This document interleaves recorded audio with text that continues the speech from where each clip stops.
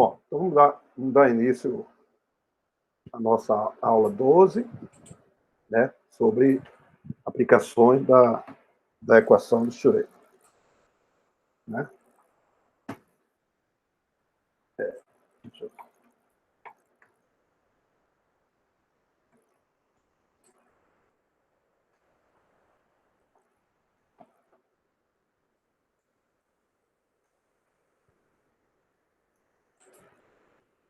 Vamos lá.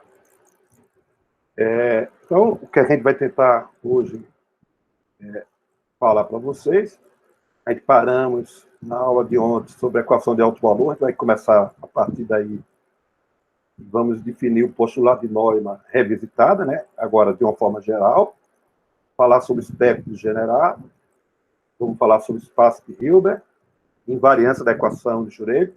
Aí, como consequência dessas coisas, a gente tem o que chama assim, uma coisa importante para a gente citar, mas a gente não vai estudar, mas vou mostrar para vocês o que é o efeito Aharonov-Bohm. E talvez o paradoxo de Landau, não sei se vai conseguir chegar, mas possivelmente não, né? Porque a gente tem muita coisa aí para falar. Certo? Bom, então a gente paramos basicamente aí nessa aula de ontem, né? E a gente falamos sobre exatamente uma medida de um certo observável A qualquer, certo? Então, agora, o nosso observável agora é qualquer, né? E a gente representa para essa letra que a gente chama letra caligráfica, né? É uma forma que eu uso essa notação, alguns autores usam, outros não, né? E todo observável na física, a gente representa por um operador. Então, esse operador, ele tem que ser tal, e o valor médio dele, que a gente aprendemos como calcular o valor médio, tem que ser real. Então, a gente tem que construir um operador. Então, lá na mecânica clássica, a gente tem um observável, e a gente transforma ele para a mecânica quântica e escrever na forma de operadores, certo? E esse operador ele tem que ser escrito, a forma matemática dele, que ele tem que ser escrito, é que quando calcular o valor médio dele, para qualquer função de onda que você escolher, o valor médio tem que ser real. Então, isso é uma propriedade importante, física, né, do nosso sistema, né? A gente vai medir uma grandeza real, né? Bom, quando a gente mede as medidas de um observável, o que a gente encontra, então estou imaginando um sistema discretizado, né? É um conjunto de valores, eu estou chamando de AN, que é o espectro de valores desse observável. Né? Então, você faz várias medidas e encontra vários valores de AN. A cada valor de AN vai estar associado o que a gente chama uma probabilidade. Esse que eu vou querer calcular agora. Né? Então, eu posso medir isso num instante de tempo t igual a zero e posso calcular a probabilidade também para um tempo t qualquer, deixar o tempo evoluir e faço também a medida. Então, eu quero determinar quem são essas duas probabilidades. Né? Bom, então, dado o operador A e esses AN, que são os altos valores, a ele está associado o que a gente chama de equação de alto valor, que é exatamente isso aí. Então, você tem o operador A, eu estou generalizando para qualquer operador A, aplico em φ de n, isso dá AN vezes o φ de n. Né? Esse φ de n a gente chama da autofunção, é a autofunção do meu operador A. E o AN é o alto valor associado, né, correspondente a essa autofunção. Né? Então, esse espectro que eu estou aqui analisando é um espectro discretizado, certo? Pode também ser feito tudo que a gente tem aí para um sistema contínuo. Então, não vou entrar nesse detalhe por enquanto, certo? Bom, então, dado isso, essa informação sobre esse φ de n, eu tenho agora alguma propriedade para essas funções de onda. Como a gente já provamos para o hamiltoniano, então, no caso do hamiltoniano, as autofunções do hamiltoniano elas são ortonormalizadas. Né? E a forma de definir produto interno lá agora na mecânica quântica é dado por exatamente esse produto da minha função de onda complexa vezes a função integro ela em todo o espaço. Então, essa definição surgiu na construção dessa relação que está aí, que a gente chama de relação de ortonormalidade, e daqui a pouco a gente vai entender quando a gente associa isso a espaço vetorial. Né? Então, para um operador A qualquer, também é possível. Então, esse meu operador A escreve um observável, Então, note que o AN são as medidas do meu observado. Então, certamente, esses AN são todos números reais, né? Porque tem que ser real. Porque eu vou medir coisas reais no laboratório. Certo? Então, como consequência disso, o teorema é que essas autofunções são ortonormalizadas, ou ortogonais entre si. Isso se prova, a gente vai provar isso no próximo capítulo, mas a gente está usando a ideia que a gente provou do hamiltoniano, vai valer para qualquer operador A que descreva um observado. Então, isso eu vou usar sem demonstrar, mas a gente vai provar isso futuramente, certo? Bom, então, do mesmo jeito que a gente descrevemos a função de onda que descreve o estado de uma partícula, então a gente sabe que o estado de uma partícula é descrita por uma função de onda, e a gente pegou a função de onda e expandiu ela em função com a combinação linear das autofunções do hamiltoniano. Agora eu vou fazer a mesma coisa para um observado A qualquer, de tal forma que o estado da minha partícula, em t igual a zero, meu φ de R, né, de zero, ele é uma combinação linear dessas autofunções do meu observado A. Então, só coloquei agora de uma forma geral. Esse dn é o que a gente chama os coeficientes da minha expansão.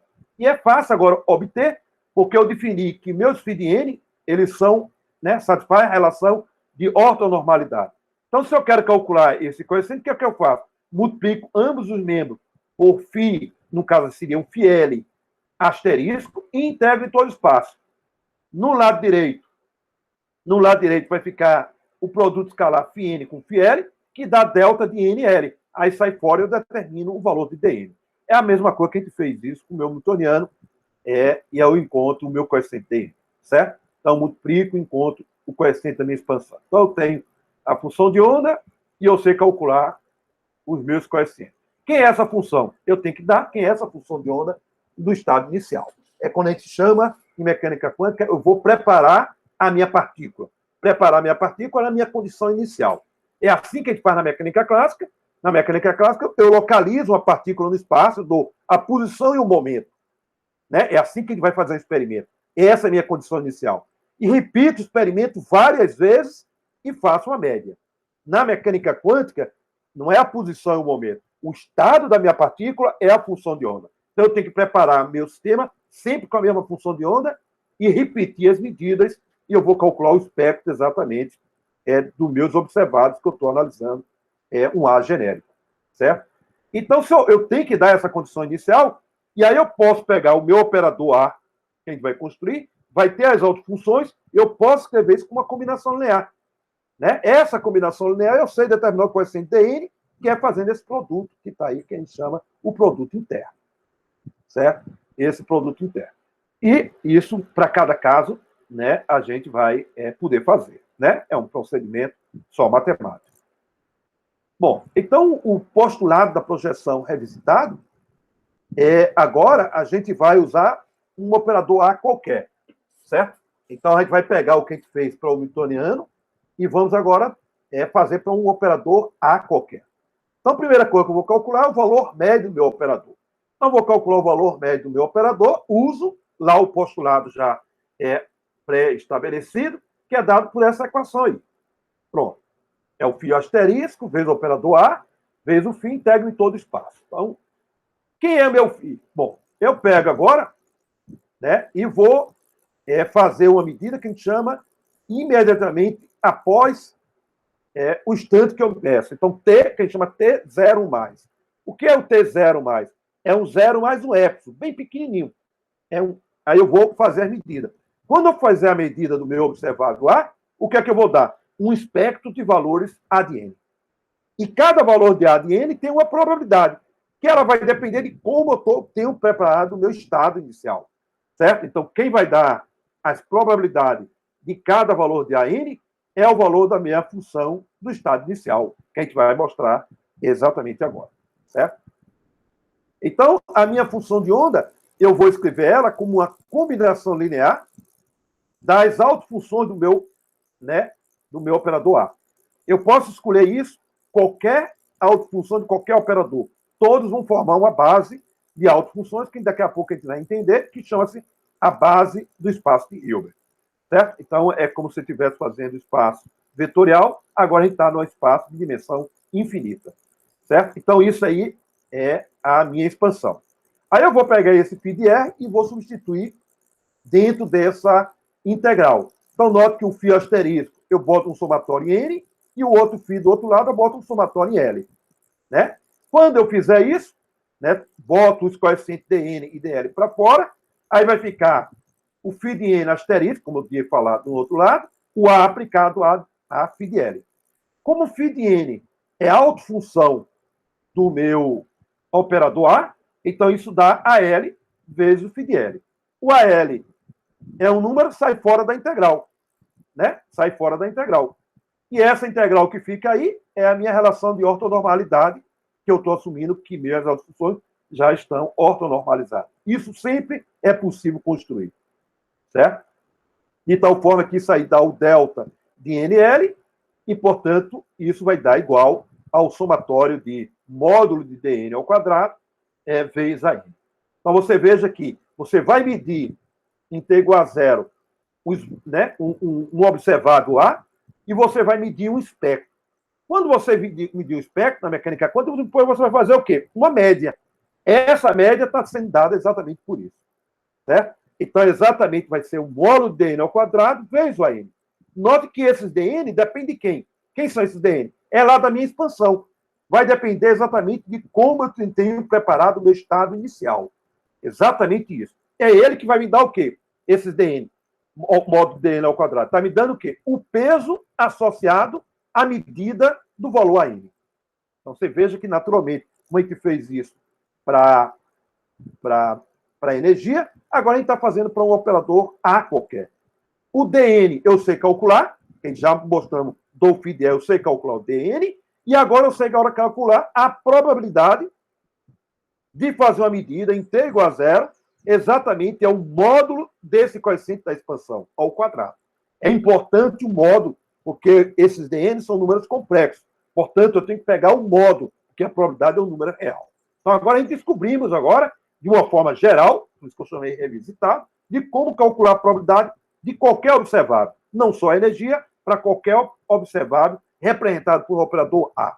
Então, esse operador A satisfaz uma equação de alto valor, então, portanto, é equação de alto valor, e com essa equação de alto valor, eu tenho o espectro dele, eu tenho essas autofunções. Aí eu pego a minha função de onda, faço uma expansão em série, ou uma expansão uma superposição dessas autofunções, tenho os coeficientes dN, e, portanto, eu sei agora calcular as probabilidades. Então, você veja que tudo é uma sequência matemática bem estruturada, que a gente não pode, diria assim, ter dúvida, porque a matemática da mecânica quântica é muito simples. Eu repito isso e digo, porque ela é simples, porque é pura matemática, é receita de bolo, e a gente tem que usar. O que a gente está fazendo é construindo essa receita, né, e não simplesmente colocando a receita e fazendo cálculo. Então, a gente está construindo ela adiabaticamente. Certo? Então, agora generalizamos, então o que a gente está falando. Então, em t igual a zero, eu preparo o meu sistema, assim como a gente faz na física clássica, agora a gente faz na mecânica quântica. Como é que a gente prepara o meu sistema, minha partícula, o sistema da minha partícula, dando a função de onda inicial. Aí, eu pego essa função de onda, eu expando ela como uma superposição das autofunções de um observável A qualquer. Então, agora meu A é um observável A qualquer. Pode ser o L, momento angular, qualquer grandeza que você tiver na mecânica clássica, transforma, cria um operador e ele vai estar associado também a uma equação de autofunção de autovalores. Né? Então, eu faço essa expansão. O coeficiente dN é dada por essa regra que a gente já aprendemos, que é fazer o produto escalar, ou produto interno, multiplico ambos os membros, calculamos o dN.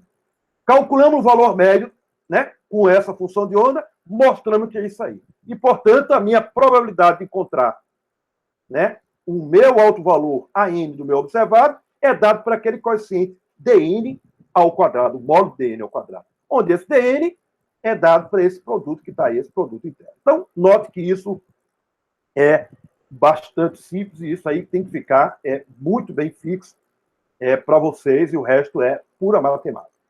Bom, agora eu posso fazer isso para um tempo t qualquer. Bom, para um tempo t qualquer, né, eu teria agora a minha função de onda para um tempo t qualquer como um coeficiente dN de t. Quem é esse DN de T? Eu não sei quanto vale. E quanto vale o φ de R de T? Bom, o φ de R de T eu também não sei. Como é que eu vou descobrir como é a dinâmica, a evolução temporal da minha função de onda? É dado o hamiltoniano, que é o hamiltoniano que vai descrever a interação da minha partícula. Então, com esse gradiente, eu calculo a evolução como a gente fez anteriormente, em função, essa função de onda, com uma expansão das autofunções do meu hamiltoniano. Então, eu tenho essa função de onda evoluída. São dois estados inicial, eu sei a função de onda para um tempo t qualquer. Então, eu sei calcular o que a gente fez anteriormente. E agora, dada essa função de onda evoluída que eu calculei, eu quero calcular ela em função das autofunções do meu operador A qualquer. Então, agora eu vou ter um coeficiente dn de t. Certo? Esse dn de t. Como é que eu calculo esse dn de t? Bom, se eu estou expandindo com função de autofunções que são ortonormalizadas, faço o mesmo procedimento que eu fiz com t igual a zero, multiplico por φ de n e faço produto escalar automaticamente, como a gente fez inicialmente. Então, calcular o coeficiente dn de t, está aí. Então, agora, quem é o φ de r de t? A equação evoluída, quem tu obtém lá com as autofunções do meu hamiltoniano. E coloca aí dentro, faça a integral, calcule os coeficientes. Então, o procedimento é bem matemático. Então, significa que se eu pegar essa minha função de onda, mas é a mesma coisa que a gente fez antes, e calcular o valor médio, certamente ele vai dar esse dn ao quadrado, o modo dn ao quadrado. Portanto, a minha probabilidade para um tempo t qualquer é o meu coeficiente, o modo dn de t ao quadrado. Então, note que eu tenho minha função de onda, que eu calculo da evolução do meu hamiltoniano, eu sei calcular ela, porque eu dei a condição inicial. Agora eu expando ela com autofunção do meu operador A, do meu observável, que eu vou querer descrever a física. Sei calcular o coeficiente de expansão, que é simplificar aquele produto escalar. Sei calcular o valor médio, então agora eu identifico esse módulo de n ao quadrado como minha probabilidade. Esse é um postulado extremamente mais simples do que entender que a velocidade da luz é o limite. Esse é um postulado construído e não colocado por si só. Então, é um postulado criado, mas é um postulado com lógica matemática que a gente está fazendo aí. Certo? Portanto, agora a gente vai entender nossa concepção do que é esse PDA de N. Certo? PDA de N. Então, como é que a gente vai fazer? Bom, então, na física clássica, a gente vai repetir. Né? Vamos supor que eu quero fazer aquele experimento bobo de Física 1, do laboratório de Física 1, para calcular a aceleração da gravidade. Como é que a gente faz o problema? Bom, deixa de uma altura, eu tenho que ter um cronômetro, tem lá a altura, solto a minha bolinha sobre as mesmas condições iniciais. Então, lá na física clássica, minhas condições iniciais daquela altura e com a velocidade que eu tenho que colocar, o meu momento. Então, eu não posso fazer um experimento, de repente eu solto assim, e outro eu dou um peteleco. Então, os experimentos eu não posso fazer uma média na física clássica. Então, eu tenho que fazer sobre as mesmas condições iniciais, na mesma altura e na mesma velocidade, meu momento P. Então, sobre essas condições iniciais, eu repito o meu experimento e faço uma média. Aí, essa média, o que é que vai acontecer?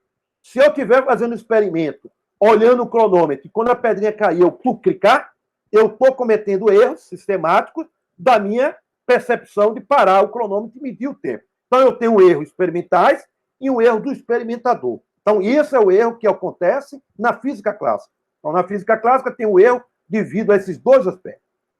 Transportando agora para o mundo quântico. O mundo quântico não é o equipamento que dá erro da minha medida, porque eu estou calculando média. Então, eu posso agora idealizar o meu equipamento ideal. Então, significa que o meu equipamento ele tem precisão exata e meu experimentador ele é muito bom. Diferente de mim, é um bom experimentador que não comete erro nenhum. Mas se ele for fazer uma medida na mecânica quântica, não tem jeito. Ele vai ter erro associado. Por que ele vai ter um erro associado? Porque as medidas que eu estou medindo, mencionando lá na mecânica quântica, são sempre valores médios, porque meus cálculos são todos probabilísticos. Porque as minhas funções de onda, ela tem a ver com probabilidade. Então, note que eu tenho agora medidas, probabilidade, que é intrínseca à mecânica quântica. Não tem nada a ver com a física clássica do meu experimento. Tá bem? Então, o experimento e o experimentador não tem nada a ver com essa média e, portanto, com probabilidade que a gente está medindo. Certo? Então, essa é uma estrutura algébrica, matemática, que está embutido na mecânica quântica. Bom, mas como é que eu posso fazer isso? Idealizar, eu pensar, mas isso se faz no laboratório, o cálculo dessa minha probabilidade e ver se ela bate com o resultado quântico. Bom, primeira coisa que eu tenho que fazer é preparar o meu sistema. Bom, aí você diz, como é que eu vou preparar o meu sistema que eu não sei medir a função de onda? É verdade, eu não sei medir a função de onda. Mas você pode caracterizar o seu estado inicial da partícula através de alguma propriedade que aí você pode associar a ela uma dada função de onda. A menos de um fator de fase que é irrelevante, por enquanto, para a gente, porque a gente está calculando essa probabilidade com modo. Qualquer fase que eu colocar lá é irrelevante, ela sai desse cálculo que está aí. Então, vamos supor que eu sei especificar o estado inicial, a função de onda da partícula. De alguma forma eu sei fazer isso. A gente vai ver isso com o tempo, que é possível fazer isso usando algumas propriedades da partícula. Certo? Então, o que é que eu vou fazer? Dou minhas condições iniciais e vou medir as grandezas a ela associadas. Então, do meu operador A, eu tenho um espectro de AN. Então, quando você for fazer a medida, então, o estado da minha partícula está lá, uma superposição desse φ de N. Quando você fizer a medida, vai dar um daqueles valores. Qual deles vai dar? Qualquer um. Por que qualquer um? Porque cada um está dado uma probabilidade P de AN. Então, portanto, dá todos os valores de AN a ele associado a uma probabilidade AN. Aí, no experimento que eu vou fazer, eu meço, dá A1. Outra vez, A2, A3. E crio uma tabela, que a gente chama um histograma, que vai me dar o número de vezes que vai dar cada valor a ela associado. Certo? E o N, N é o número total de medidas. Então, imagine que eu meça 1 milhão de vezes e veja quantas vezes deu A1, quantas vezes deu A2, quantas vezes, e assim sucessivamente. E eu meço o que a gente chama, em estatística, a frequência.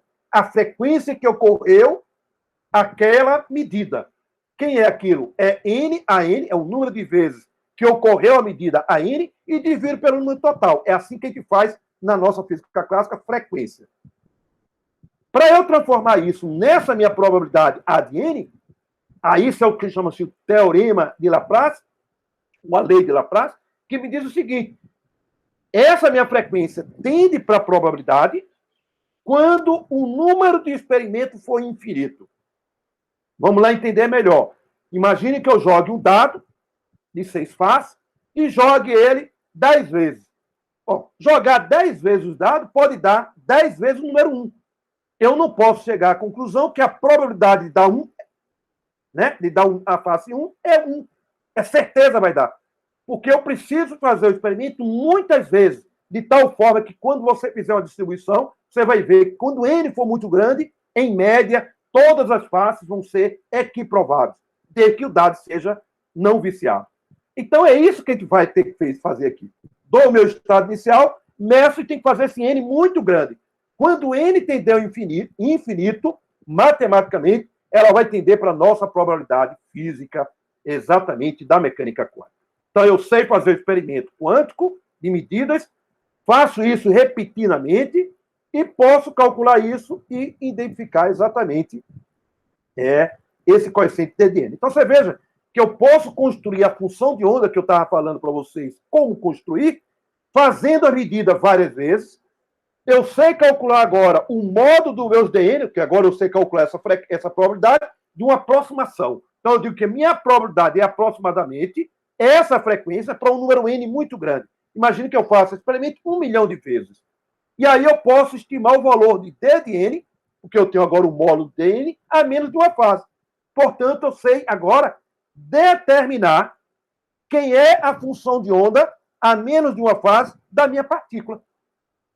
Então, se você dá a mesma condição inicial da minha partícula, as condições que eu tenho que preparar ela, você faz a medida e com essas medidas você calcula o coeficiente dN de forma aproximada, porque você não vai poder fazer infinitas vezes.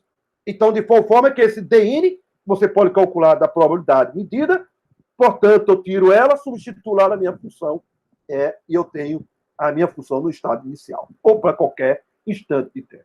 Então, é essa a ideia que vem da física, né, da ideia de definição da lei de Laplace, de probabilidade, que se faz o experimento, as pessoas que fazem experimental que vão fazer essas medidas. Então, os caras que fazem a experiência, eles vão ter que fazer assim, repetidamente, um número de vezes muito grande, para isso tender para a probabilidade e, portanto, tender para o nosso resultado quântico. Certo?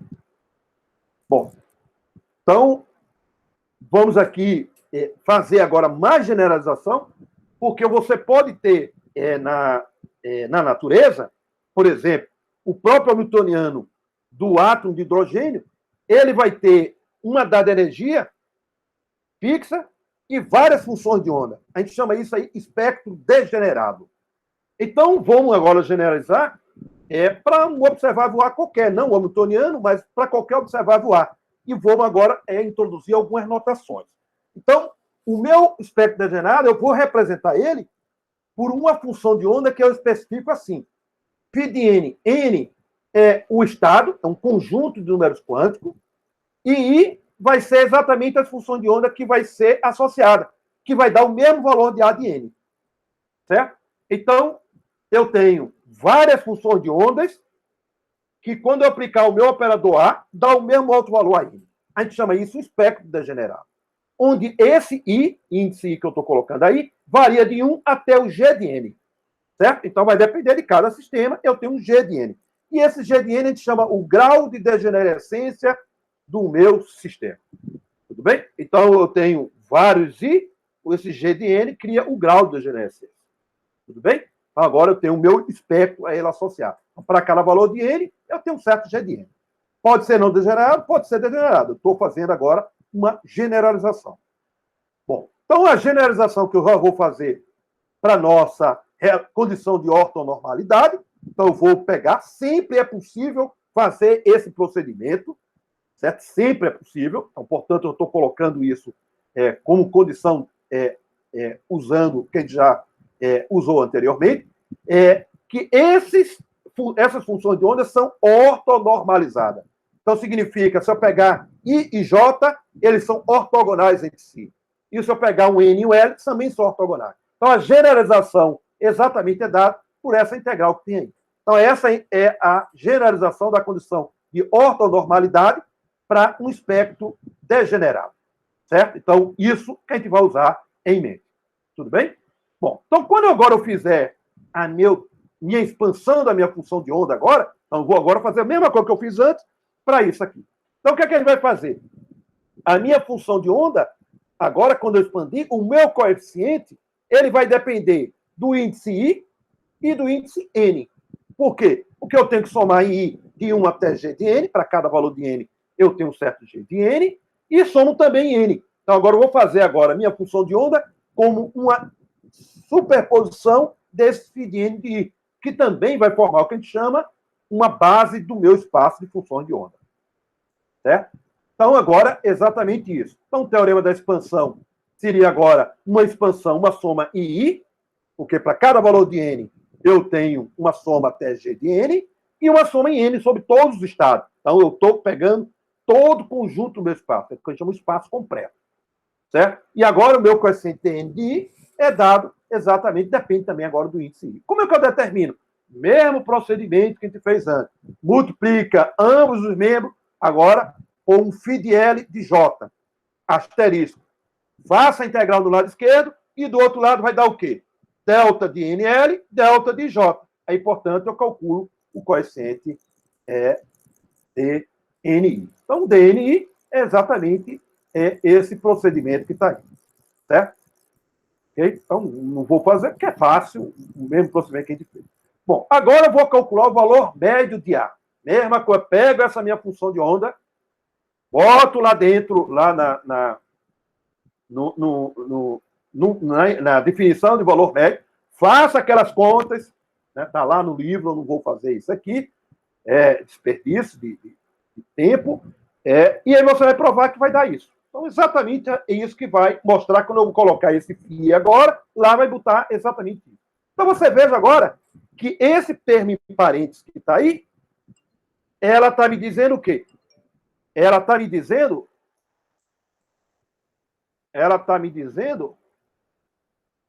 ela está me dizendo que é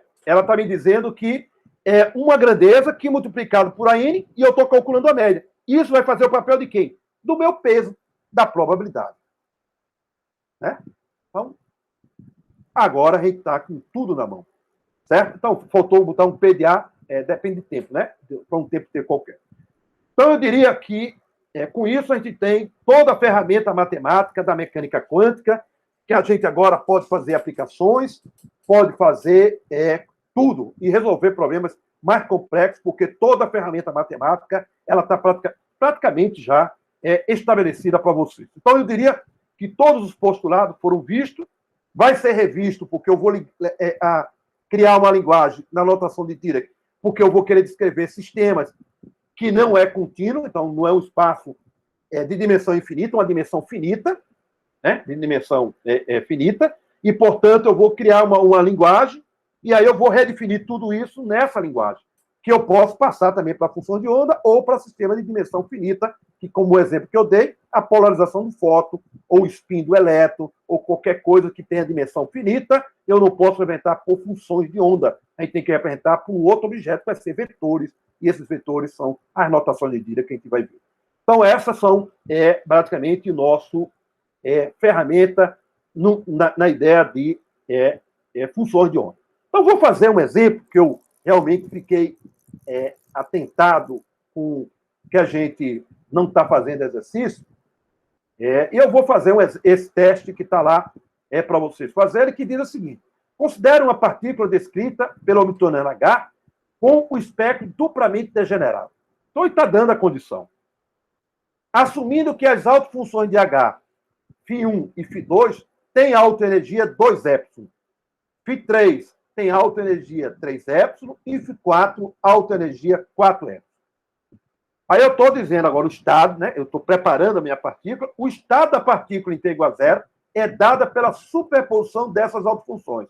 Essa superposição que está dado aí. Então, o que eu estou dando para vocês é os coeficientes da minha expansão. Então, note que os meus coeficientes são números complexos, pode ser complexo ou real, porque a minha função de onda é complexa. Certo? Aí, letra A. Primeira coisa é a função de onda normalizada. Φ de R de T. E letra B, quais são as probabilidades de T maior que zero de encontrar a partícula com energia ε, 2ε, 3ε e 4ε. Certo? Muito bem. Então, a primeira coisa que a gente vai fazer, e a gente já vai mostrar, é que essa função de onda que está aí, ela não está normalizada. Certo? Então, portanto, eu vou primeiro passo que a gente faz no tratamento para a gente fazer é normalizar a função de onda. Para tomar cuidado, para quando eu calcular a probabilidade, eu não me preocupar com essa normalização. Então, a primeira coisa que eu vou fazer é mostrar que essa função não está normalizada. Então, eu vou calcular a integral em todo espaço, que eu estou representando simbolicamente por isso, para não perder muita transparência. Então, eu pego essa minha função de onda e integro em todo espaço, sabendo que esses φ de n são ortogonais. Então, quando eu multiplicar entre eles, dá zero. Só vai ser multiplicado entre eles, dá 1. É como se aqueles vetores de JK, agora com funções de onda. Então, quando eu quiser esses produtos, né, φ estrela com φ integro em todo espaço, aí vai ficar o módulo do primeiro coeficiente ao quadrado, mais o módulo do segundo, mais o módulo do outro. Somando isso tudinho, então, importante ter módulo, para não botar 1 menos i ao quadrado. Né? Tem que ser o módulo. Então, o módulo de 1 menos i ao quadrado é 2, o outro dá 3, portanto, a soma dá 10. Então, você vê que aquela função de onda não está normalizada, porque a integral dela em todo espaço, ela não dá igual a 1. Então, para normalizar, o que a gente faz? O procedimento é pegar a minha função de onda, e divido por raiz quadrada do módulo dela. Porque agora, quando eu multiplicar isso, olha, se eu fizer agora a integral desse filinha em todo espaço, isso agora vai dar 1. Porque a integral de cima vai cancelar com a integral de baixo, isso dá igual a 1. Então, esse é o procedimento usado para normalizar a função de onda. Minha função de onda não está normalizada, porque eu integro, deu diferente de zero. Aí, para normalizar, eu divido pela raiz. Por que raiz? Porque eu vou fazer o módulo disso aqui ao quadrado, aí sai a raiz, e aí faço a integral do outro, cancela com esse, e dá a minha função normalizada. Certo? Então, a primeira coisa que eu vou fazer é pegar aquela minha função de onda e dividir por raiz de 10. Então, é a primeira coisa. Então, normalizei a minha função de onda inicial. Para que isso? Para calcular agora a evolução temporal. Como eu calculo a evolução temporal? Da forma que a gente já aprendemos. Meu hamiltoniano não depende do tempo. Essa é a forma de calcular a evolução temporal da função de onda. Né? Lembrando que a equação de alto valor que foi dada no problema, ela me diz que o meu φ1 e φ2 tem a mesma alta energia, 2 épsilon. Então, a equação de alto valor que eu tenho para o hamiltoniano é H aplicado a φ1 dá 2 épsilon φ1, H aplicado a φ2 dá 2 épsilon φ2. Então, é o meu sistema duplamente degenerado. Aí, para o φ3 dá H em φ3 dá 3 épsilon, vem φ3, e H em φ4 dá 4 épsilon φ4. Então, essa é a condição que foi dada no nosso problema. Aí, para calcular a evolução temporal, agora ficou fácil, porque eu tenho aquele hamiltoniano aplicado na minha autofunção. Então, já aprendemos essa expansão. Vai ficar simplesmente, quando eu aplicar essa exponencial aí em φ1, vai ficar exponencial de menos I E1, a energia associada ao φ1. Mas quanto vale essa energia? 2 épsilon. Aí eu coloco 2 épsilon. Assim que eu vou fazer para o φ2, assim que eu vou fazer para o φ3 e assim que eu faço para o φ4. E, portanto, encontro a evolução temporal do meu sistema facilmente. Então, eu tenho a minha função inicial normalizada, calculo a evolução da minha função normalizada. Então, resolvido a nossa primeira parte. A segunda parte, ele pede calcular as probabilidades. Né? Então, vamos voltar para o nosso problema. Então, eu tenho a minha função aí, né? Que a gente chama evoluída, né? No tempo. Tenho aqui, relembrando, a equação de alto valor, né? A equação de alto valor. Então, só para a gente fazer. O que ele está fazendo? Eu vou medir o meu hamiltoniano, ele vai dar o espectro. Ele está me dizendo que o espectro ele é duplamente degenerado para o φ1 e o φ2. Então, dá 2 épsilon, 3 épsilon, 4 épsilon e por aí diante. Certo? E aí ele pede as probabilidades para encontrar em cada valor de energia que ele diz lá, que é o épsilon, 2 épsilon, 3 épsilon e 4 épsilon. Para calcular essa probabilidade, eu vou usar o que a gente aqui as medidas da energia que a gente vai dar, né? A medida da energia E1 igual a E2 igual a 2 épsilon, duplamente degenerado. O épsilon 3 igual a 3 épsilon, então G igual a 1, ele não é degenerado. O E4, que é igual a 4 épsilon, também não é degenerado. Então, essas são as medidas que a gente vai fazer para esse estado da minha partícula. Então, a partícula mediu, esses valores que eu vou dar, porque são os valores que eu tenho lá no meu hamiltoniano, ou lá na minha função de onda. Então, vamos lá calcular as probabilidades. Então, vamos pegar a minha função de onda, tá aí as medidas do meu sistema. Como é que eu calculo a probabilidade? Bom, pega a minha função e expando ela como autofunção do meu observável que eu estou medindo. O meu observável é a energia. Esse φdn é o próprio φdn da autofunção do meu hamiltoniano. E como eu calculo a probabilidade? Eu tenho que calcular o coeficiente, que é o módulo coeficiente da minha expansão, ao quadrado, e somo sobre o espectro se for degenerado. Então, por exemplo, se eu quiser calcular o E1, o meu E1 é degenerado. Então, eu tenho que calcular o coeficiente do φ1 e do φ2. Eu tenho que somar esses dois coeficientes, porque os dois têm a mesma energia épsilon. Ok? É como se eu pegasse um cubo, né, um dado com 6 faces, pego o número 2, apago e deixo o número 1. Então,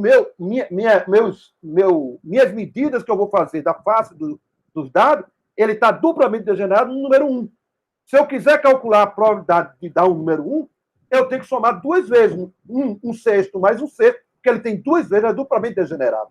Então, eu somo um sexto mais um sexto, dá 1/3. Né? 1/3 é a probabilidade de dar um número 1 quando eu fizer esse meu dado raspando. Aqui eu estou fazendo a análise que eu estou fazendo. Sendo que agora o peso de cada um é diferente. Né? Então, o peso de cada um de dar um φ1 dá um peso, do φ2 dá 1. Mas todos deles têm a mesma energia, 2 épsilon. Aí eu somo isso aí, porque ela está degenerada, que é o postulado que a gente acabamos de fazer. Então, o primeiro que ele pede é a probabilidade para dar épsilon. Para dar épsilon, não dá nenhum. Não tem épsilon aí. Tudo que tem aí é 2 épsilon, 3 épsilon e 4 épsilon. Então, para medir épsilon, com o meu sistema preparado nessa forma que está aí, é 0. É assim como eu posso dizer, eu jogo um dado de 6 faces, certo? E digo, qual é a probabilidade de dar o número 7? Certamente você vai dizer, é 0, porque o meu dado só vai dar 1, 2, 3, 4, 5, 6. Então, o meu dado é exatamente essa minha função de onda.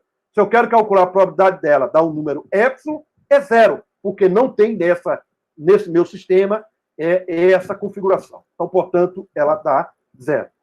Para dar 2 epsilon, eu vejo quem é que dá 2 epsilon, é o φ1 e o φ2. Exatamente, eu vou calcular esse φ1 e φ2, o módulo dali vai dar 1 menos i, o módulo dá 2, e o outro é o módulo do outro. Note que essa exponencial foi embora, que o módulo dessas exponenciais complexas dá igual a 1. Então, fica exatamente 2 epsilon, né, dá 1 meio, né, que é 2 mais 3, 1 meio.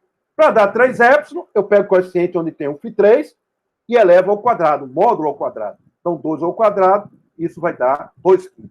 E o 4 epsilon pega aquele coeficiente, passa o módulo dele dá 1, então dá 1 décimo. Então, é assim que a gente calcula a probabilidade, e aí vocês têm vários problemas misturados, que eu espero que vocês consigam fazer, porque isso é muito importante para a compreensão da mecânica quântica. Tudo bem? Bom, então vamos agora entrar numa linguagem um pouco mais formal da mecânica quântica, que é o que a gente chama de espaço de Hilbert. Então, Hilbert foi um cara, primeiro que ele estudou, né, é alemão, ele estudou como um colega de turma de matemática, o Minkowski. Minkowski era amigo dele, então todo mundo conhece o espaço Minkowski, e 2 pessoas sérias numa sala de aula. Imagina o professor dando aula para 2 pessoas e muito mais gente estava nessa sala de aula de Hilbert. E ele criou, né, então tinha lá o espaço euclidiano, esse espaço que a gente trabalha, vetoriais, e ele imaginou agora um espaço de funções de ondas. Então, ele generalizou exatamente o que ele fez, foi uma generalização desse espaço vetorial, então, do espaço vetorial, para generalizar para funções de ondas. Certo? Para funções de ondas. Então, agora, no lugar de eu ter uma dimensão finita, que é esse espaço que a gente trabalha na álgebra, né, ele agora definiu um espaço de funções de onda, que é construído através de uma lógica que a gente vai ver agora, né, cuja dimensão agora é infinita. Então, agora você tem um conjunto de funções de onda que descreve esse espaço. Por exemplo, a série de Fourier. A série de Fourier, aqueles cosseno em seno, forma uma base cuja dimensão é infinita. Aquela é uma das bases do espaço de Hilbert, que a dimensão é infinita. E aí, para que serve aquilo ali? Serve para descrever qualquer função de onda que são periódicas. Eu posso escrever através dessas funções de onda. Certo? Podia escrever em função sem seno, seno e cosseno? Pode. Você pode escolher quantas bases você escolher, desde que satisfaça algumas propriedades que a gente vai analisar aqui. Então, esse espaço de Hilbert, assim como o espaço que a gente aprende na álgebra linear, ela não é única. Então, existem várias bases. Você pode sair de uma base para outra e, portanto, você pode trabalhar com várias bases. A única coisa que é importante é que essas minhas funções de onda vão satisfazer algumas propriedades importantes. E essas propriedades importantes é o que eu chamo, ela tem que ser funções de quadrado integrável. Então, não pode ser uma função qualquer. Ela tem que ser funções que satisfaçam essa propriedade que a gente vai explicitar agora. Bom, o Neumann, aí entra o Neumann. Quem era o Neumann? O Neumann era assistente de Hilbert. Então, ele era um matemático, também matemático. Então, você veja uma celebridade de gente matemática brilhante na Alemanha, né?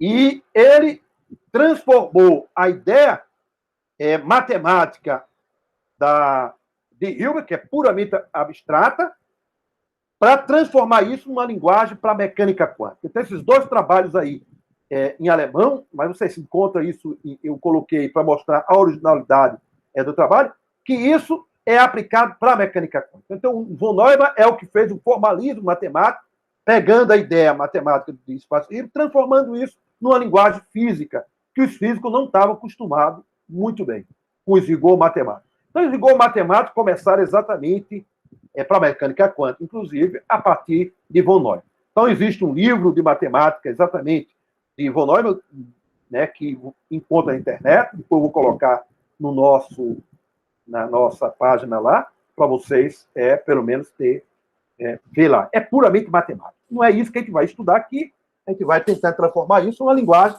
para um físico, né, com pouca bagagem em matemática, que é o meu caso. A bagagem matemática que eu tenho é o suficiente para manusear. Então, não é rigor matemático que a gente vai tentar fazer, mas vai dar, primeiro, uma linguagem matemática um pouco mais elegante, né, para a gente descrever. Tudo bem? Muito bem. Então, primeiro, antes de eu fazer um espaço normal, a gente pode imaginar o nosso espaço vetorial. Primeiro, o R3. Eu posso agora descrever o meu R3, são os vetores no espaço R3. Então, no espaço R3, a gente aprende ela numa linguagem geométrica, tá? Para enxergar geométrica. Mas se eu puder generalizar, o que acontece? Esse meu vetor V, ele é escrito com uma combinação linear de 3 vetores independentes. Esses 3 vetores independentes, a gente chama a base do espaço R3. E essa base são 3 vetores independentes que são infinitas bases. Geralmente a gente escolhe o que a gente chama a base canônica, o IJK, de tal forma que o meu vetor U no espaço vai ser escrito com uma combinação linear de IJK apenas, porque a base do R3 é 3 vetores. Eu posso agora generalizar esse espaço para o Rn, onde n é uma dimensão finita. Então agora eu pego o meu vetor e pego o meu vetor, agora tem n componentes. Então agora é uma transformação, né, mais geral, também é estudado no curso de álgebra, e eu vou definir a minha base por esses EI, chapéu, que vai fazer o papel do IJK, ou X, chapéu, YJ, chapéu. Né? Então, eu vou chamar a base do meu Rn, esse EI, chapéu. E primeira coisa para eu definir um espaço é definir o produto escalar, o produto interno. Então, o meu produto interno entre 2 vetores, né, nesse espaço da álgebra que a gente está aprendendo, ele é o produto, né, U vezes V, UV cosseno θ. Então, veja, quem é esse θ? Bom, no espaço R3, R2, a gente entende ângulo espacialmente. Quando a gente passa de dimensão acima de 3, você não simboliza isso geométrico. Então, esse é um ângulo entre os 2 vetores não mais geométrico, e simplesmente simbólico, mostrando que é o ângulo entre U e V simbólico no espaço maior do que a dimensão 3. Então, essa seria uma forma de definir também o ângulo para uma dimensão n qualquer. E o produto escalar, né, entre 2 vetores do mesmo espaço, eu vou escolher ele já ortonormalizado, para facilitar sempre as nossas contas. Mais uma vez, a base é infinita, tem várias infinitas. Certo? Então, a base do meu espaço Rn é n, são n vetores independentes. Eu vou escolher esses vetores que sejam ortonormalizados. Ele satisfaça essa propriedade. É assim que a gente facilita a nossa vida, né? Sempre é possível. Então, você pode construir vetores que não são ortogonais, beleza? Mas você pode reconstruir e colocar ele para ficar todo ortonormalizado.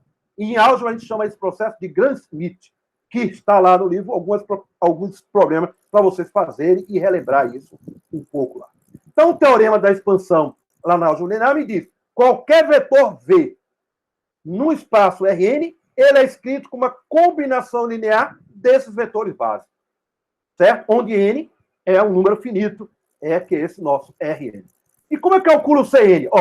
Por isso que eu defini minha base ortonormalizada, fazendo o produto escalar. Então, fazendo o produto escalar, eu calculo o meu CI, os coeficientes da minha expansão, certo? Então, fica fácil, que a gente aprendemos lá no espaço Rn. Bom, então, se eu pegar agora 2 vetores R, U e V, então eu tenho o meu vetor U, uma expansão, tenho o meu vetor V, uma expansão. Se agora eu tenho essa propriedade entre EI e EJ, o produto escalar entre eles dá exatamente essa soma, né, do produto entre os coeficientes de cada um, CI e PI. Então, isso é o que a gente aprendemos em álgebra. O que é que Hilbert fez? Toda essa descrição geométrica, essa descrição que foi estudada, transformou isso numa linguagem para funções de onda. Então, esses meu U e V, que são vetores, agora vão ser funções de onda. Que funções de onda? Elas são funções de onda que satisfazem alguma propriedade, que a integral dela em todo espaço, ela tem que ser finita. Portanto, o que a gente chama de função de quadrado integral. Então, essa vai ser o nosso espaço de Hilbert. Certo? Então, agora é exatamente isso. Então, a minha função tem que ser de quadrado integrável. Primeira coisa. Então, o espaço de Hilbert é isso. Então, a gente chama quadrado integrável, a gente chama L ao quadrado, L2. São funções do espaço de quadrado integrável. Então, significa que todas as minhas funções de onda têm que satisfazer isso. Ok? Bom, onde é que entra o Neumann, que está aí ao lado direito? O Neumann entra exatamente de fazer mais uma particularidade. Bom, essas minhas funções de onda que eu vou trabalhar, então, o que Hilbert foi puramente matemático, não são qualquer também função de onda. Ela tem que satisfazer isso, mas tem que uma outra propriedade importante. Que outra propriedade importante? É que essa minha função de onda, ela vai estar relacionada com a descrição do estado da minha partícula. O módulo dela ao quadrado, ela tem a ver com a densidade de probabilidade, postulado de Bohr. E densidade de probabilidade, ela tem que ser uma função o quê? Contínua. Eu não posso ter densidade de probabilidade descontínua no espaço. Então, o que o Neumann fez foi mais uma condição para esse espaço, e ele definiu esse espaço de Hilbert, espaço das funções, na mecânica quântica, com essa restrição. Essa restrição, né, que as funções de ondas têm que ser contínuas, para me dar densidade de probabilidade contínua. Porque senão ia ser inconsistente. Você tem um ponto no espaço onde você tem duas probabilidades, olhando para a direita e olhando para a esquerda. Isso não pode fisicamente.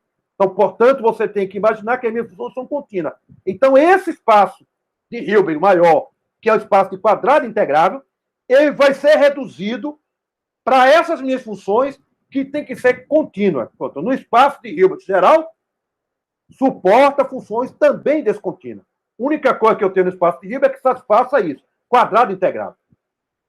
E o que o Neumann fez foi restringir, agora o meu espaço de Hilbert, que é o espaço dessas funções na mecânica quântica, para que as funções sejam contínuas. Então, certamente, esse espaço de Hilbert que eu vou falar, chamando por essa letra F caligráfica, é um subespaço de L2. O que significa? No meu espaço L2, aquele espaço de Hilbert grandão, que é de todo quadrado integrável, de funções de onda, ele agora eu vou fazer restrições à minha função de onda. Então, eu faço restrições, então eu só vou pegar os pacotes de funções de onda que são contínuas. Então, isso significa que esse agora é o meu espaço, ele é um subespaço daquele espaço maior de Hilbert. Então, portanto, esse espaço de Hilbert, de funções de onda, que, na mecânica quântica, que o Neumann introduziu, ele é um subespaço de L2 das funções de quadrado integral. Entendido? Muito bem. Então, primeira coisa que a gente vai definir, então, para definir um espaço, então, como a gente fez lá no espaço do Rn, é definir produto interno. Como é que a gente construiu? Então, nota que a gente fez tudo isso antes, e agora a gente está formalizando. Então, dado duas funções de onda, ou dois U de R e V de R, são funções de onda agora para a gente. São funções de R. Então, estou chamando U de R. Pertence a F, portanto, são funções de quadrado integráveis, certo? E ainda mais, são funções contínuas. Ela tem que ser contínua, porque ela tem que ter essa extensão lá do postulado de Bohr. Então, ela pertence ao espaço F, esse espaço definido por Neumann. Então, eu defino agora o meu produto escalar, que eu vou representar simbolicamente UV, como U estrela vezes o V, a integral de todo espaço. E essa integral é finita. Por que ela é finita? Porque as minhas funções são todas de quadrado integral. Então, definido o produto interno, eu defini o meu espaço de Hilbert de parte dessas funções de onda para a mecânica quântica. Então, para definir o espaço, você primeiro tem que fazer exatamente isso. Por quê? Quando você define o produto interno, você vai definir uma métrica. Você vai definir distância e ângulo.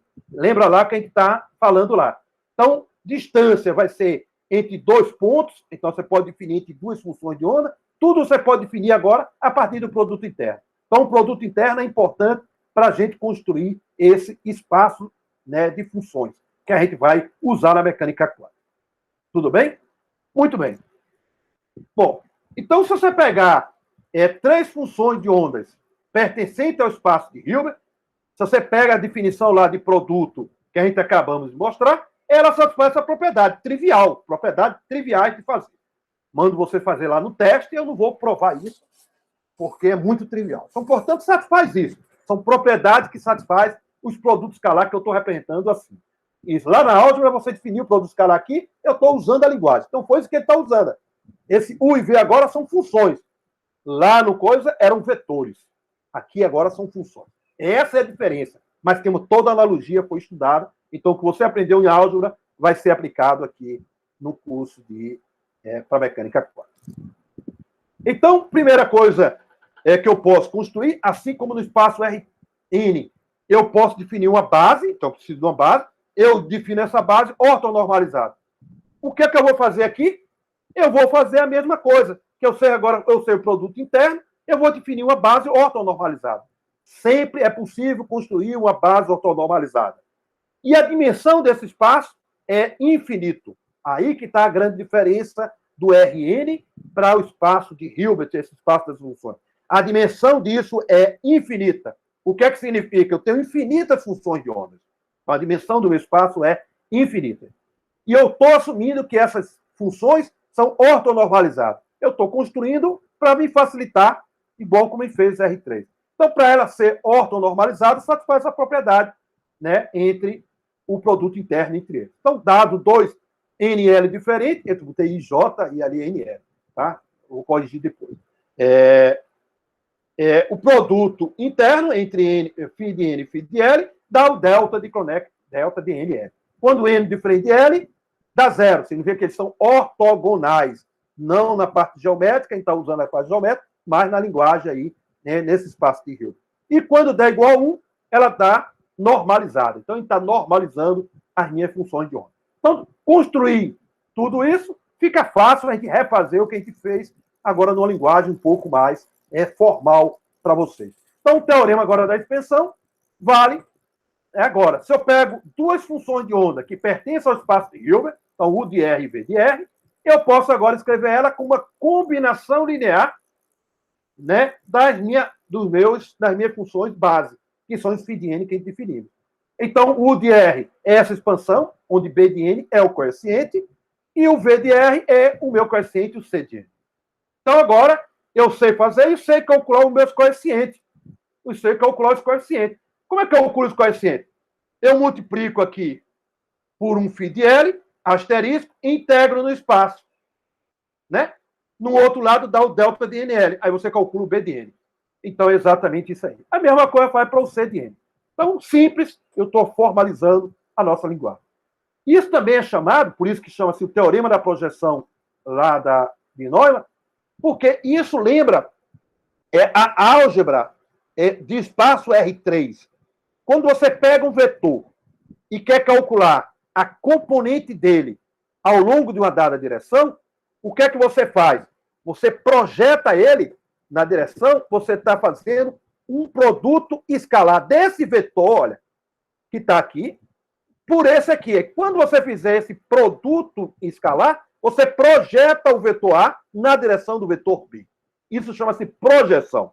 Então, por isso que a gente usa essa linguagem feita lá na álgebra, a gente usa ela aqui, uma forma abstrata. Então, essa projeção é a ideia que tem lá no espaço R3, a gente transforma isso e usa também projeção, que os físicos gostam de usar muita coisa dos matemáticos. Então, no lugar de ser os coeficientes da expansão, os coeficientes das projeções das funções. Então, é exatamente isso que eu estou fazendo, são as projeções da minha função sobre as direções de cada um dos meus vetores básicos, das minhas funções bases que estão aí. Compreendido? Muito bem.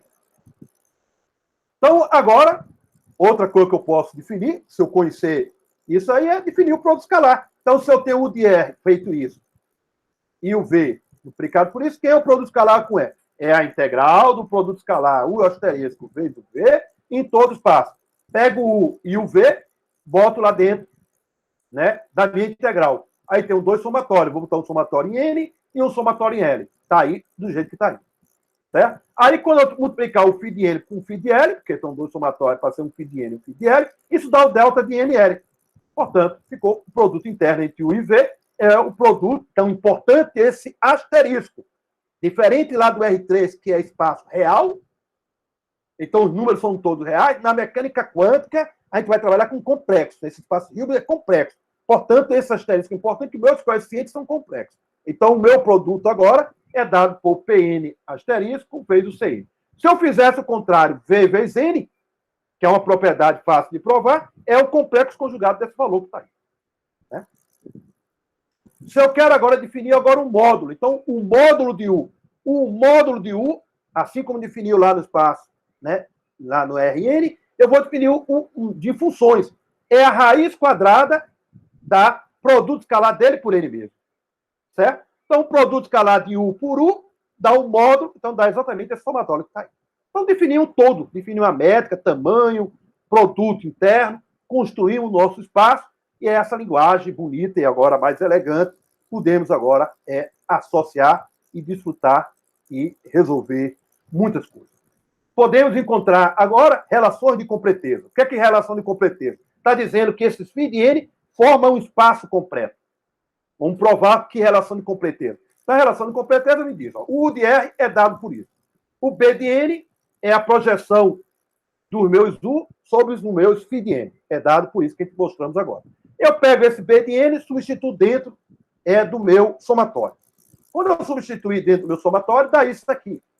Aí pego essa integral e substituo. Dá isso aqui. Então, não fiz nada, peguei o B de N e substituí ali dentro. Aí dá o produto escalar φ de N vezes isso. E agora, substituí e coloquei. Então, note que no lado esquerdo, eu tenho uma função de R. Esses coeficientes que está aí, Bn, é um número, não depende de variável. Então, no lugar de R, eu vou botar um R', para não confundir com esse φ de N de R. Então, eu botei um linha que está aí. Só para mostrar que essa integral é um número. Então, eu botei um linha para não confundir com R da minha expansão. Aí, agora, eu só rearrumo e coloco o meu U de R' para fora, né? Para fora, inverta a ordem somatória com a integral, né? Inverta a ordem, isso pode. Então, por matemática, ele tem que provar, o físico não, eu uso. Então, eu inverto a integral, boto U de R' e tem esse somatório que tem aí, ó. Esse somatório que tem aí, o que é que dá? Então, você tem U de R' multiplicado por esse somatório, que é essa função de R e R', integro em R' vai dar U de R. Isso nada mais é do que o delta de Dirac. Isso é o que a gente chama de relação de completeza. Então, significa que se o meu espaço é completo, ela tem que satisfazer isso. Então, se você pegar o seu espaço, dimensão infinita, e somar só 4, não vai dar essa identidade que tem aí. Então, isso, né, mostra que meu espaço é completo, chamada relação de completeza. Bom, vou aqui só iniciar, faltam 5 minutos. Eu vou aqui iniciar, mas não vai terminar. Então, agora, um novo tópico é o seguinte. Imagine que eu quero resolver a física de uma partícula, e uma das coisas que a gente aprendeu em física clássica é o referencial. Qual o referencial que eu quero a ela associar, né? Então, agora eu posso imaginar dois referenciais e descrever a propriedade dessa partícula, certo? As propriedades da partícula. Bom, a equação de Schrödinger, ela é o quê? Ela é não relativista. Ela é não relativista. Portanto, ela deve se manter, eu vou assumir isso como verdadeiro, que ela deve ser invariante por uma transformada de Galileu. Então, você pega dois referenciais, o referencial S e o referencial S'. O S' se desloca em relação ao referencial S com a velocidade V ao longo do X. Certo? Eu sei calcular isso, chama-se transformada de Galileu. Né? Transformada de Galileu. Então, o X' agora, né, no meu referencial linha, vai ser o X menos VT, onde V é a velocidade do referencial linha em relação ao referencial S. E anda com velocidade constante. Dois referenciais que a gente chama inerciais. O Y' não varia, o Z' não varia, e o tempo é absoluto na ideia de Galileu. Certo? Se você pegar a equação de onda que vem das equações de Maxwell e usar as transformações de Galileu, você não vai provar que a equação é invariante. Por quê? Porque o eletromagnetismo ele é relativista. Portanto, ela não é invariante por transformação de Galileu. Ela é invariante por transformação de Lorentz. O que é a transformação de Lorentz? O tempo não é absoluto. Então, é a transformação da relatividade. Se eu usar a transformação de Lorentz, eu mostro que a equação de onda de minha partícula do campo eletromagnético ela é invariante. No meu caso, na equação de Schrödinger, ela é não relativista. Então, ela deve ser invariante por transformação de Galileu. Certo? Por transformação de Galileu. Bom, primeira coisa que eu tenho na minha equação de Schrödinger é o potencial, que é a energia potencial. A energia potencial, o próprio nome está dizendo, é um escalar. É um escalar. Então, se eu tiver no referencial S ou no referencial linha, um escalar é um escalar. Portanto, o escalar não muda. Isso é física. Então, eu estou no referencial S e meço a energia no outro. Os dois energias são as mesmas. Então, vocês já estão mais ou menos vendo que se eu pegar o átomo de hidrogênio e calcular o espectro de energia dele, no referencial S, e pego um outro referencial que anda em relação ao laboratório com velocidade constante, o espectro que eu vou medir nos dois referenciais é o mesmo. Porque a energia não mudou. A energia é um escalar. Portanto, o espectro é o mesmo. Certo? Então, o espectro vai ser exatamente o mesmo. Porque o potencial, ela é constante. Certo? Então, essa é a minha transformação. Esse é o meu pressuposto que minha energia potencial não muda. E qual a outra física que eu tenho aí por trás? Bom, se o meu referencial, eu estou medindo a propriedade de uma partícula, e eu vou medir alguma grandeza, o que eu faço na medida da mecânica quântica? Calcular o valor médio. Bom, calcular o valor médio de uma grandeza, né, ela não vai depender do referencial. Por que não vai depender do referencial? Porque o referencial é uma linguagem que eu estou colocando, né, para descrever a matemática. Mas a física é a mesma. A física que eu vou medir no referencial S, no referencial linha, é a mesma. É invariante. Então, um pressuposto físico que eu tenho é que o valor médio que eu for calcular de qualquer observável, no referencial S e no referencial linha, tem que ser o mesmo. Porque fisicamente não há nenhuma razão da partícula saber que referencial eu estou medindo. Porque eu estou medindo a propriedade da partícula. Portanto, a propriedade da partícula, ela não pode mudar. Então, vou fazer essas contas, mas eu vou deixar isso para a próxima aula. A partir daí, a gente tem muita conta para ser feita. Então, a física que a gente tem no nosso transformação de referencial é que o valor médio é o mesmo. Então, no referencial linha é igual no referencial curva. O que é que isso me diz? É que a minha função de onda, não sei nada sobre a função de onda, mas o módulo da minha função de onda ao quadrado tem que ser invariante. Por que ela tem que ser invariante? Porque a densidade de probabilidade, que é uma outra propriedade física que eu vou medir da minha partícula, que é da localidade dela. Então, a densidade de probabilidade também é variante por mudança de referencial.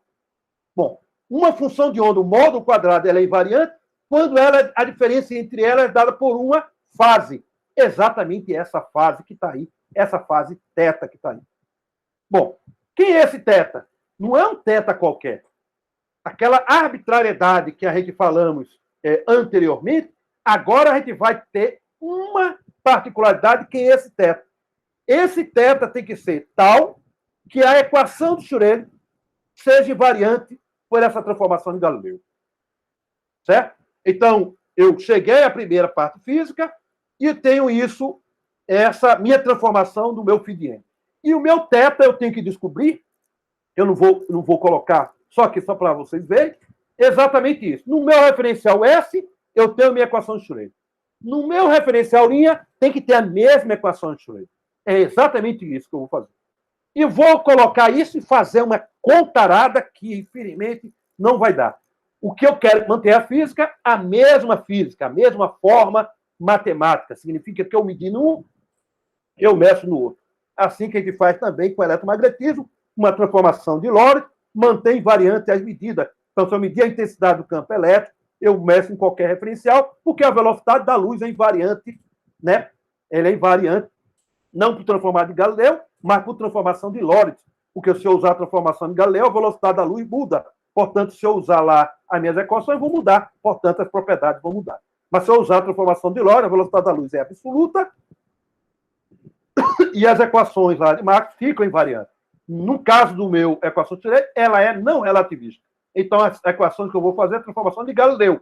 E quando eu fizer essa transformação de Galileu, você vai mostrar, a gente vai mostrar isso na próxima aula, que ela é invariante. E ela é invariante com aquele θ que não é arbitrário, ele tem uma certa particularidade. Então, isso eu não vou fazer, eu vou passar aqui, mas eu quero mostrar para vocês quantas contas eu ia fazer hoje. E eu não fiz, mas eu queria mostrar para vocês Só isso para vocês verem um pouco de física e deve estar cansado de tanta matemática. Então, um problema físico muito legal, que a gente vai ver isso em Quântica 2, mas eu trouxe aqui para dar um pouco de ar de física, para evitar um pouco a gente se perder na matemática. Então, esse chama-se referente a Aharonov-Bohm. Né? Do lado está lá o Aharonov e o outro é o Bohm. Bohm é um americano e esse aqui ele é um russo. Né? E ele tem um efeito que é muito interessante. Aquela fase que a gente colocamos lá, que a gente sempre disse na função de onda é arbitrária, ela nem sempre é arbitrária. Esse efeito é o efeito exatamente que ele descobriram matematicamente e isso é comprovado experimentalmente. Então ele pegou, por exemplo, a idealização dela, uma delas você pega um solenoide que passa uma corrente, né? Então um solenoide bem comprido. A gente aprendeu do eletromagnetismo, esse solenoide bem comprido, o campo é ao longo do eixo. Então é lá do eletromagnetismo. E o campo magnético ao redor é zero. O campo magnético é zero. Certo? O campo magnético é zero. Aí veja, se eu passar uma partícula carregada, por exemplo, um elétron, que foi essa experiência que foi feita, que eu não vou mostrar, mas eu só quero mostrar a física, passar ao lado desse solenoide, note que esse solenoide não tem campo magnético nenhum. Se não tem campo magnético, nada vai acontecer sobre ele. Nada vai acontecer. Mas esses dois cidadãos descobriram que não acontece nada do ponto de vista da mecânica clássica, da física clássica, que é o eletromagnetismo lá. Mas do ponto de vista da mecânica quântica, então agora a minha partícula, ela é descrita por uma função de onda. A minha função de onda, quando passar ao lado desse solenoide, ela se modifica através de uma fase φ. E essa fase φ, ela não depende de B, ela depende do potencial vetor. Então, veja que coisa interessante. O campo magnético é zero, mas o potencial vetor não é zero. A única propriedade que eu vou ter do potencial vetor é que o rotacional dele é zero, só isso. O potencial do vetor, aparentemente, é arbitrário. Né? Porque se eu colocar que o rotacional dê zero, o B dá zero. Então, a única coisa que eu sei é que o B é zero, mas o A é diferente de zero. Então, esse A diferente de zero vai fazer com que, quando a partícula carregada passar ao lado do solenoide, ela mude de estado, porque a função de onda mudou. E essa leva propriedades, por exemplo, de interferência entre dois elétrons, um passou por isso e o outro preparado no mesmo estado. Quando eles se encontrarem, tem agora superposição. As funções de onda estão defasadas de uma fase. Isso se mede exatamente essa fase dessa partícula. Então, essa é a nossa aula de hoje. Eu botei isso aí só para a gente mostrar um pouco da física, né? Mostrando que aquilo que ele está fazendo não é só matemática, né? Mas tem física por trás disso. Mas não pode falar de física sem matemática, né? Sem matemática. Infelizmente, felizmente, todos aqui gostam de matemática, porque todos aqui estão fazendo física e estão fazendo ainda bacharelado. Portanto, todos devem gostar muito de matemática, porque se não gostar, realmente é um terror, certo? Uma pergunta?